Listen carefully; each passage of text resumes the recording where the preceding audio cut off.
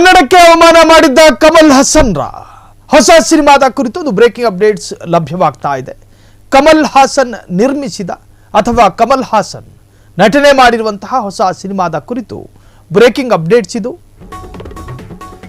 Kamal Haasan cinema ಕರ್ನಾಟಕಕ್ಕೆ ಇವತ್ತು ಮತ್ತೆ ಸುಪ್ರೀಂ ಕೋರ್ಟ್ ಛೀಮಾರಿ ಹಾಕಿದೆ. ಕೆಲವು ಗುಂಪುಗಳು ಕಾನೂನು ಕೈಗೆತ್ತಿಕೊಳ್ಳುವುದನ್ನು ಬಿಡಲು ಸಾಧ್ಯವಿಲ್ಲ. ಯಾವುದೇ ವ್ಯಕ್ತಿಗಾದರೂ ಸಿನಿಮಾ ಬಿಡುಗಡೆಗೆ ಅವಕಾಶ ನೀಡಲೇಬೇಕು. ಥಿಯೇಟರ್ಗಳಿಗೆ ಬೆಂಕಿ ಹಾಕುತ್ತಾರೆ ಎಂಬ ಭಯದಲ್ಲಿ ಸಿನಿಮಾ ಬಿಡುಗಡೆ ಮಾಡುವುದನ್ನು ತಡೆಯಲು ಸಾಧ್ಯವಿಲ್ಲ. ಜನ ಸಿನಿಮಾ ನೋಡ್ತಾರೋ ಬಿಡುತ್ತಾರೋ ಅದು ಅವರಿಗೆ ಬಿಟ್ಟಿರತಕ್ಕಂತಹ ವಿಚಾರ.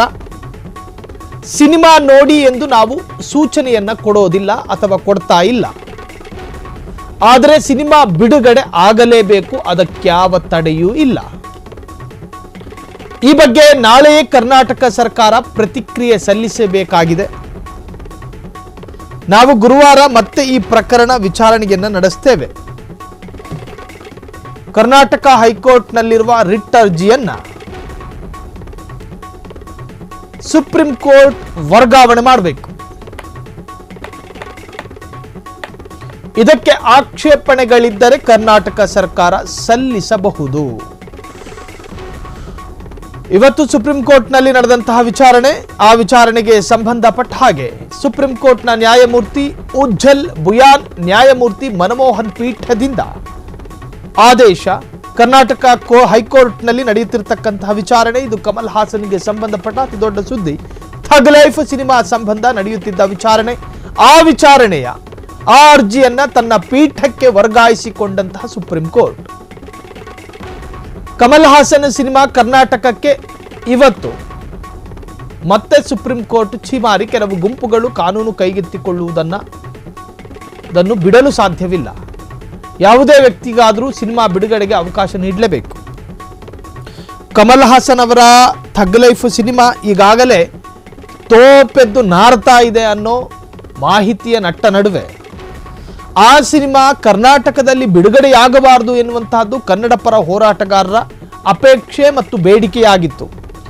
ಆ ಥಗ್ ಲೈಫ್ ಸಿನಿಮಾ ಬಿಡುಗಡೆಗೆ ಸಂಬಂಧಪಟ್ಟ ಹಾಗೆ ಕೋರ್ಟ್ ಮೆಟ್ಟಿಲೇರಿದ್ರಿಂದಾಗಿ ಕೋರ್ಟ್ನಲ್ಲಿ ವಿಚಾರಣೆ ನಡೆಯಬೇಕಾಗಿತ್ತು. ನಡೆಯುವ ಸಂದರ್ಭದಲ್ಲಿ ಯಾವುದೇ ವ್ಯಕ್ತಿಯ ಸಿನಿಮಾವನ್ನ ಬಿಡುಗಡೆಯನ್ನ ತಡೆಯೋದಕ್ಕೆ ಸಾಧ್ಯವಿಲ್ಲ.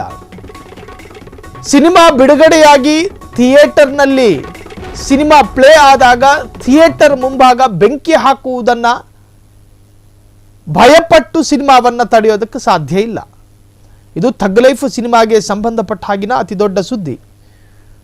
ಥಗ್ ಲೈಫ್ ಸಿನಿಮಾದ ನಟ ಕಮಲ್ ಹಾಸನ್ ಕನ್ನಡದ ಬಗ್ಗೆ ಅತಿ ಕಡಿಮೆ ತಿಳುವಳಿಕೆಯ ಕಾರಣ ಏನೋ ಒದರಿದ್ರು.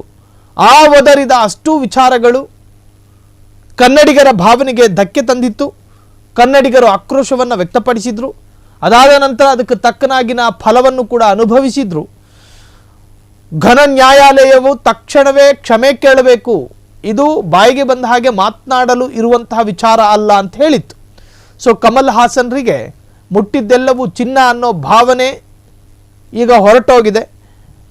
ಮುಟ್ಟಿದ್ದೆಲ್ಲವೂ ಮಣ್ಣಾಗ್ತಾ ಇದೆ ಅನ್ನೋ ಮನಸ್ಥಿತಿಯಲ್ಲಿ ಈಗ ಕಮಲ್ ಹಾಸನ್ ಇರುವಂತಹದ್ದು.